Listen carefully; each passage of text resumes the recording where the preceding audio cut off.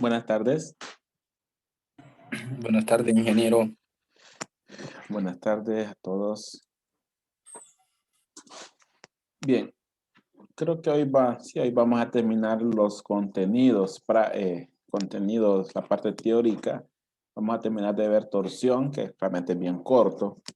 La clase va a ser algo corta hoy, pero miraremos ejemplos a partir de mañana para terminar de asimilar lo que vimos de deformación a carga axial y lo nuevo que vamos a ver aparte de, hoy de la parte de torsión. Pues de carga axial, pues ya vimos todo lo que es deformaciones. Eh, sí, vimos todo lo que es deformación, aprendimos el concepto de deformación. En carga axial, pues una deformación longitudinal. Esa deformación, pues según las propiedades del material, va a estar relacionado a un esfuerzo y su fuerza a la vez de una carga sobre el elemento. Vimos el esfuerzo unitario, que a diferencia de la deformación anterior, pues es la cantidad de deformación por cada unidad de longitud. Aprendimos un poco sobre el gráfico de deformación unitaria versus esfuerzo, en el caso de esfuerzo normal.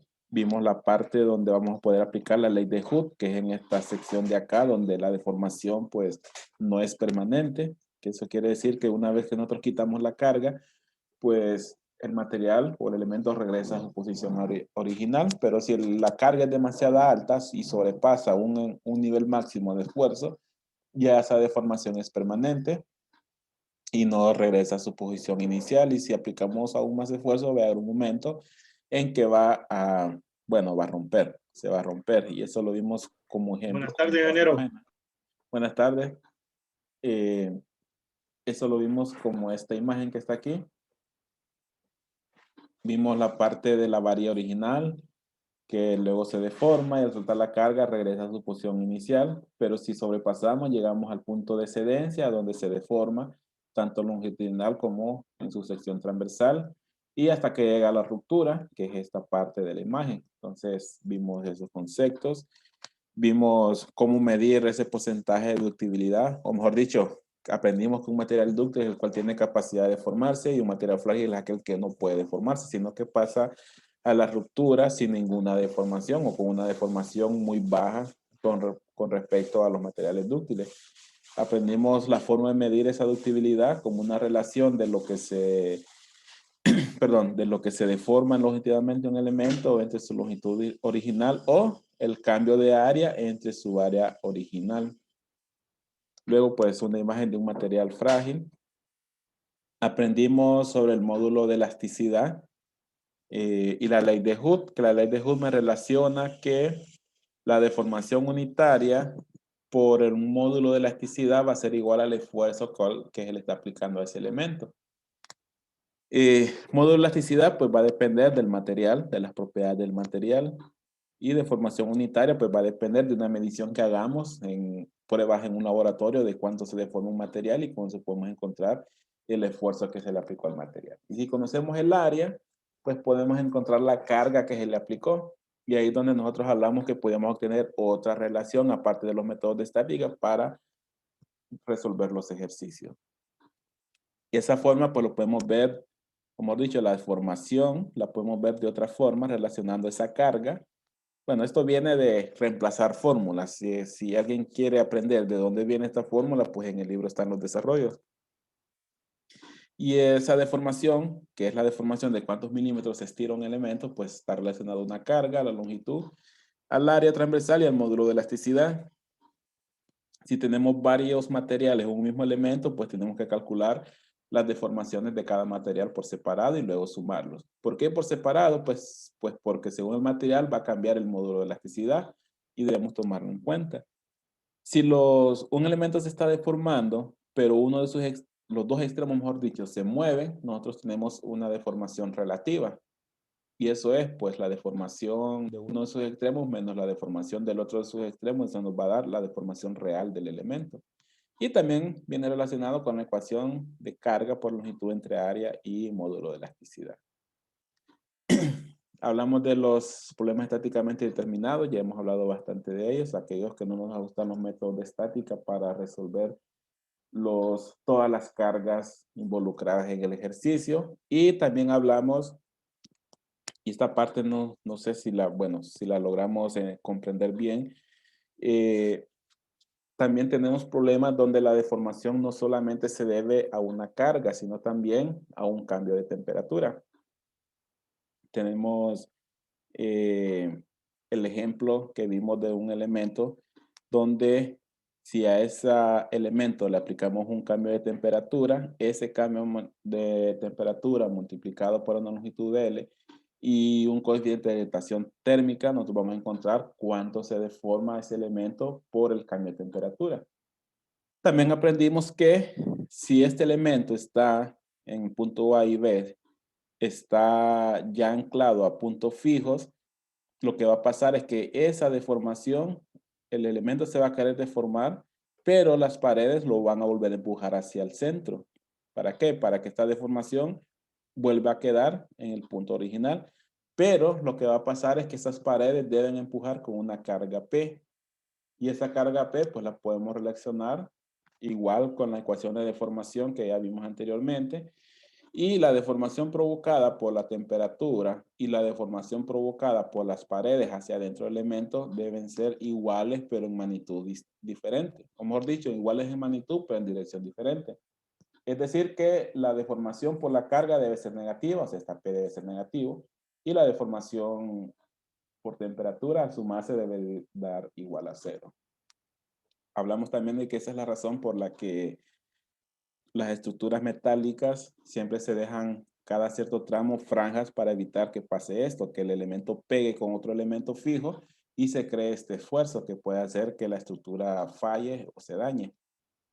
Bien, eso fue en cuanto a deformación axial, pero también podemos tener otro tipo de deformación y ese tipo de deformación va a estar dado debido a un par de torsión. Un, un par de torsión que intenta girar un eje. Si uno de los extremos del eje está fijo y el otro extremo tiende a girar debido a un par, entonces ahí vamos a tener una deformación. Bien, como introducción, pues en esta sección se trata de deformación debido a un par o momento de torsión. Estos pares tienen una magnitud T, pero sentido contrario. A eso se refiere que si un extremo lo intento girar, digamos así como está esta fecha que estoy marcando, el otro extremo va a intentar girar en sentido contrario. Esto es el mismo concepto que cuando hablábamos que si yo tengo una carga dirigida hacia la izquierda, voy a tener una reacción dirigida contraria, de forma contraria, pero de igual magnitud. Entonces lo mismo el par de torsión. Tengo un momento con una magnitud T, pero en el otro extremo voy a tener otro momento con magnitud T, pero dirección contraria. Eso porque se intenta dejar al elemento en equilibrio. Pero como el elemento no es completamente duro, bueno, siempre va a tener algo de deformación. Eso es lo que vamos a estudiar en esta capítulo 3, que es el capítulo 3 del libro. Bien, ¿en qué casos podemos tener un par? Pues podemos tenerlo en un motor que accione algún generador, o mejor dicho, una turbina que accione un generador, o puede ser al inverso, un motor que genere movimiento en una bomba, o un motor que genere movimiento en un ventilador. En el momento de arranque, en este caso la turbina va a iniciar, a intentar iniciar girar al eje, pero el otro extremo va a intentar quedarse en su posición original. Pero en sí lo que va a tener efecto es que va a generar un par contrario al par que genera la turbina. Y ahí justo en ese momento lo que va a pasar es que este eje se va a intentar torcer. ¿Cómo se va a intentar torcer? Pues así como está esta imagen de acá abajo. Un extremo va a intentar girar en un sentido y el otro extremo va a intentar girar en el sentido contrario, provocando una torcedura en el eje. Pero esa torcedura es lo que nosotros vamos a llamar deformación. A eso es lo que nosotros vamos a llamar deformación debido a un par de torsión. Bien, entonces ahí están algunos ejemplos de en qué casos podemos tener deformación por un par. Podemos tener también deformación cuando intentamos girar un tornillo o un perno con alguna llave.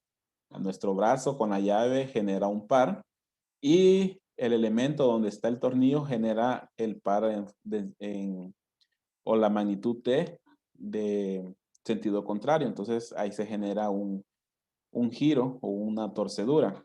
Bueno, en ese caso el tornillo como no es dúctil, lo que puede pasar es que si sobrepasamos un valor determinado, pues se va a quebrar, va a ceder. Eh, bien, entonces en esos casos nosotros tenemos una deformación por torsión. Ahí pues en el libro este tema pues está mucho más ampliado, da mucho más explicaciones, qué pasa internamente en las superficies. Entonces, para complementar podemos leer el libro. Bien, ¿qué pasa o qué es lo que vamos a estudiar cuando se da una deformación debido a la torsión? Entonces vemos ahí algunas imágenes que es la deformación en un eje circular. Bien, como el texto nos dice, cuando se tiene un eje con uno de sus extremos fijos y se aplica un par de torsión T, cuando nosotros intentamos girar este eje, puede ser en este sentido como está esta flecha, el eje se deformará, o sea, se va a torcer, intentando girar el extremo libre. Existe una relación, así como nosotros estudiábamos la deformación axial debido a una carga axial o un esfuerzo normal, una deformación longitudinal, nosotros vamos a tener también una deformación en un eje, pero ya no va a ser longitudinal, sino que va a ser en el sentido del diámetro. Y así como relacionábamos con ecuaciones, también podemos relacionar con ecuaciones de esa deformación. Solo que aquí la deformación en los casos anteriores la deformación lo medíamos como un cambio en la longitud. Aquí en un eje la deformación la vamos a medir como un ángulo de giro. O sea, este giro que tenemos aquí es la deformación de este eje. Bien, eh, imaginemos que tenemos estos ejes o tenemos el primer eje y por alguna razón bueno, sí creamos un par de torsión en uno de sus extremos o intentamos girarlo, ya sea porque estamos girando un eje o porque quizás ahí hay algún elemento que intenta girar bajo un peso, podría ser, o nosotros intentamos zafar un perno de atorado, podría ser en algún elemento, ahí estamos creando ese momento de torsión. Tenemos el punto A como referencia en uno de sus extremos. Cuando nosotros aplicamos el momento de torsión, ese punto A intenta moverse a un punto A', o sea, un punto A final. Y ese cambio de posición genera un giro. Y ese giro lo vamos a medir como, o lo vamos a llamar ángulo de giro. Pues no es más que medirlo en radianes.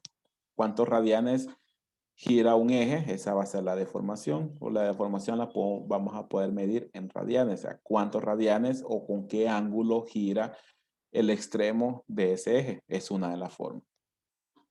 Bien, aquí tenemos otra imagen.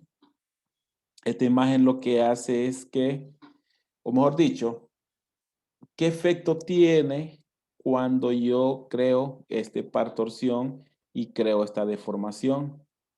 Si vemos las segundas imágenes, el libro, para hacer un poco de análisis, se imagina un cilindro, sacando un cilindro de este cilindro grande, que sería la misma barra que nosotros teníamos, y saca un cilindro interno.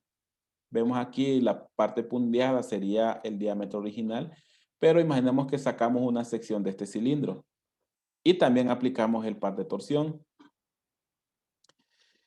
Dependiendo del radio que tiene este cilindro, nosotros podemos encontrar, uno, el esfuerzo cortante que se genera en este cilindro o la deformación acortante. ¿Qué pasa cuando nosotros giramos un elemento, un eje? Este se quiebra, pero no se rompe como en la deformación axial, sino que lo que hace es que se corta, se corta. Entonces, al final, el efecto que tiene una deformación por torsión es un cortante. Y ese cortante, pues lo podemos medir con esta ecuación. El libro lo que hace es que se imagina un cortante en un rombo, en cualquier punto de este cilindro que nosotros sacamos de acá, y ese cortante lo podemos evaluar también con un ángulo, este ángulo que está aquí. Esa letra creo que es gamma. Este ángulo que está aquí es el que a mí me da una idea del cortante que está sobre el eje o el cortante que está intentando partir en dos ese eje una vez que nosotros lo estamos intentando girar. Hay una ecuación para encontrar ese cortante y va a depender, uno, de la longitud de la varilla y va a depender del ángulo de giro. ¿Cuál era el ángulo de giro? El ángulo que se forma cuando se mueve el punto A al punto A' o este ángulo que está aquí. Entre más se mueva este ángulo, más grande va a ser el ángulo que me genera el cortante, este ángulo que está aquí en este punto. ¿Cómo lo podemos medir? Pues si regresamos a la imagen anterior, el libro menciona que un eje yo lo puedo tratar como que sus partes internas fuesen partes rígidas o partes como varillas. Si yo intento girar todo el eje, esas varillas siempre se van a mantener de forma longitudinal o de forma lineal. Entonces, ¿qué es lo que pasaría? Se pasaría como cuando nosotros agarramos un rollo de palillas y giramos uno de los extremos. O cuando agarramos un rollo de espaguetis, bueno, valga el ejemplo, agarramos un espagueti y en un lado colocamos la mano y lo mantenemos fijo, pero el otro lado lo giramos. Si giramos, vamos a ver que los espaguetis se tuercen, bueno, intentan torcerse, pero imaginemos que se mantienen derechos, pero inclinados con un ángulo. Si nosotros seguimos girando, lo que va a pasar es que se van a quebrar, pero se van a quebrar en un punto debido a un cortante que se forma, un esfuerzo cortante que viene relacionado con el ángulo que se obtiene en cada espagueti con respecto al eje central. Y ese ángulo es el que nosotros medimos con esta ecuación. También ese ángulo va a depender de qué punto tan alejado del eje estoy haciendo la medición. Este cortante, entre más cerca está al centro, este cortante es menor, este ángulo cortante es menor. Y entre más me alejo, este cortante va a ser mayor. Entonces la posibilidad de falla va a comenzar por el exterior, no por el interior. Eh, bueno, si este cortante o esta deformación cortante depende de la distancia desde el eje central de esta varilla, ¿dónde voy a obtener yo la mayor cortante o la mayor deformación cortante? Pues la voy a obtener donde yo tenga la mayor distancia desde el eje de la varilla. ¿Y dónde tengo la mayor distancia? Pues en el perímetro de la varilla. Entonces ahí voy a tener la mayor distancia. Es cuando esta distancia, el eje, coincide con el radio de la varilla. Ahí voy a tener el mayor cortante, la mayor deformación cortante y va a ser el punto donde tengo más posibilidades de que mi varilla comience a fallar, comience a deformarse. Creo que, bueno, sí, ya casi terminamos. Bien, eso solo para interpretar qué deformaciones tengo en un eje. Uno, tengo una deformación que la vamos a llamar ángulo de giro, que es esta superficie cuánto gira. Y también una deformación cortante, que sería la que se forma cuando este punto A o este punto A gira, también se formó un triángulo, que ese triángulo es como las palillas que yo mencioné, y se forma un ángulo. Ese ángulo pues es una deformación cortante y es la que me va a provocar que yo pueda hacer fallar eh, la varilla. Así como teníamos en deformación axial un momento donde yo puedo aplicar el módulo de elasticidad y ley de Hooke, también lo voy a poder hacer en los cilindros o en los ejes debido a una torsión. Recordando un poco el módulo de elasticidad, la ley de Hooke la aplicamos cuando estamos en la zona donde la deformación no es permanente. Es decir, que yo aplico una carga, se deforma, pero al quitar la carga, el elemento regresa a su posición original. También va a pasar con los ejes. Con los ejes yo aplico una carga, bueno, en este caso un par de torsión, pero si yo suelto el par de torsión, el eje regresa a su posición inicial. En ese momento yo voy a aplicar algo similar a la ley de Hooke. En ese caso, pues va a ser una relación de esfuerzo de deformación. Con los ejes puede pasar también que yo aplique un par de torsión, pero sobrepase un límite máximo. Si yo sobrepaso ese límite máximo, lo que va a pasar es que el eje, la deformación que tiene el eje va a ser permanente. O sea, no va a regresar a su posición inicial, ya quedó torcido. Y si sigo aplicando más torsión, puedo llegar al momento en que se rompe. Y se va a romper cuando yo alcance un cortante máximo o una formación cortante máxima, que eso me lo va a dar pues el material. Bien, retornando un poco a la zona donde la deformación no es permanente, yo puedo aplicar la relación similar a la ley de Hood. La ley de Hood me decía que el esfuerzo, o perdón, la deformación unitaria, o mejor me voy a regresar a donde está esa parte, aquí. La ley de Hood me dice que la deformación unitaria multiplicada por un módulo de elasticidad va a ser al esfuerzo normal, va a ser igual al esfuerzo normal sobre la barra. Algo similar va a ser con un eje. Con un eje me va a decir que la deformación al cortante multiplicado por una constante G, que es un módulo de rigidez, ya no es módulo de elasticidad, sino módulo de rigidez, va a ser igual al esfuerzo cortante que está actuando sobre el eje. Y como vemos, entre más grande es este ángulo o esta deformación al cortante, más grande va a ser el esfuerzo cortante. Y recordamos también que el máximo de formación cortante en un eje lo voy a tener en la superficie, porque es donde está más alejado del centro. Entonces ahí es donde yo voy a obtener el máximo cortante o esfuerzo cortante. ¿Cómo lo podemos ver? Pues lo podemos ver en estas imágenes. Si lo vemos, este esfuerzo máximo cortante va a ser máximo cuando yo tenga la deformación cortante máxima. ¿Y dónde lo tengo? Pues en la superficie. Aquí lo podemos ver con este gráfico. En el centro, esta deformación cortante es igual a cero porque depende de la distancia al centro del eje. Por lo tanto, esta ecuación va a ser igual a cero. Entonces me ubico en el origen, un origen simuladamente en el centro de la varilla. Y a medida me alejo, la deformación cortante va aumentando, también el esfuerzo cortante, hasta llegar a un valor máximo que es donde en la superficie. Entonces ahí tenemos nosotros nuestro esfuerzo cortante máximo. ¿Dónde vamos a tener el esfuerzo cortante mínimo? Pues en el centro, porque es igual a cero. ¿Cómo cambia esta relación? Bueno, se me había olvidado mencionar que estos otras relaciones que están acá abajo también las podemos aplicar para similar, para encontrar el cortante máximo que yo tengo en una barra. En algunos pues va a depender de la distancia del centro del eje, en otras va a depender del torque, eso me va a dar un cortante máximo. Y aquí vamos a involucrar un nuevo término, que es el momento polar de inercia. Y a esto pues es de geometría, depende de la forma geométrica de la barra del eje. Pues aquí van a ser solamente cilindros. Bien, ¿qué pasa con este cortante cuando yo tengo una barra hueca? ¿Cuál es la diferencia? Realmente es la misma. Aplicamos las mismas ecuaciones. La diferencia es que el cortante máximo siempre se va a dar en la superficie, pero el cortante mínimo cuando es una barra sólida se da en el centro del eje y pues tiene un valor igual a cero. Pero cuando es una barra hueca, el cortante mínimo se da en la superficie interior y su ecuación pues sigue siendo la misma. Va a depender de la deformación cortante en este punto. Y esa deformación cortante va a depender de la distancia del eje hasta esa superficie C1.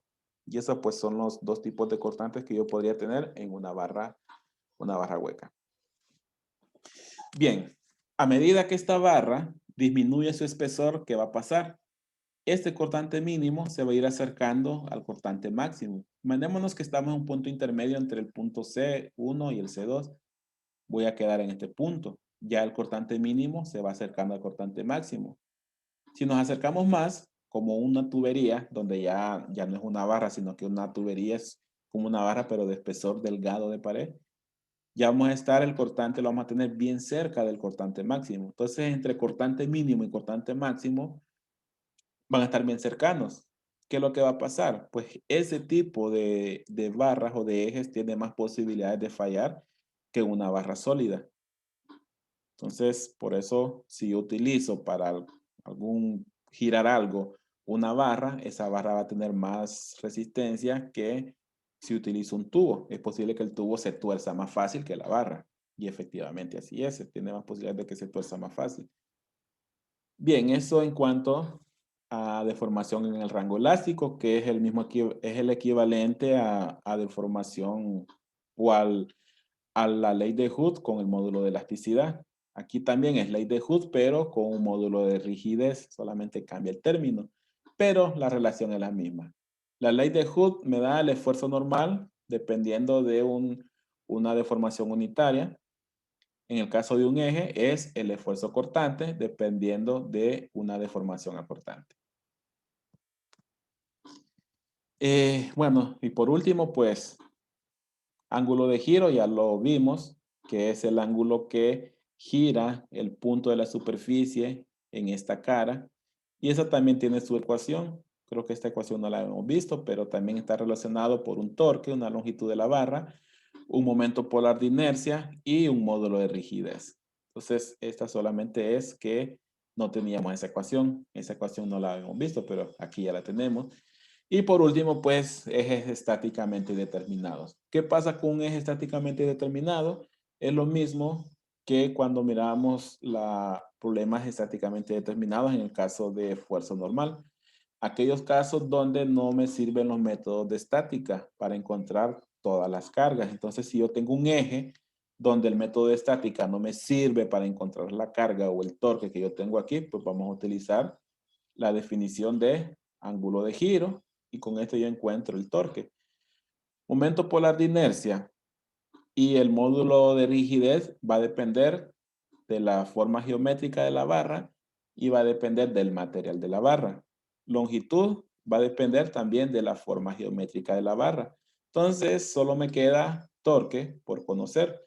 Y si yo puedo medir con algún instrumento cuánto gira la barra en uno de sus extremos, pues ya tengo todos los valores y puedo descargar o puedo despejar, perdón, para el torque que él está aplicando esa barra, que quizás por método de estática no lo pudiésemos encontrar, pero sí lo podemos encontrar evaluando la deformación. Y bien, eso es el contenido de todo el segundo parcial en 2 días. Bueno, lo abarcamos en 2 días, pero realmente lo abarcamos a nivel de interpretar los conceptos. Si interpretamos los conceptos, pues ya podemos pasar los ejemplos y utilizar esa fórmula. Eso lo comenzaríamos a ver mañana. Lo comenzaríamos a ver mañana. Bien, 6:40, 5:40, casi, al final casi se nos va una hora completa. Entonces, nos vemos mañana o si hay consulta, comentarios, si no, pues las vamos haciendo a medida que vayamos viendo los ejemplos. Sí, mejor con los ejemplos, ingeniero. Sí, Así con los sí. ejemplos, porque ahí ubicamos mejor los conceptos y ahí surgen la mayoría de las consultas. Bien, Exacto. entonces, así, nos vemos mañana. Comenzamos con ejemplos de formación axial. Gracias, ingeniero. Listo, ingeniero, feliz tarde. Bueno, igual.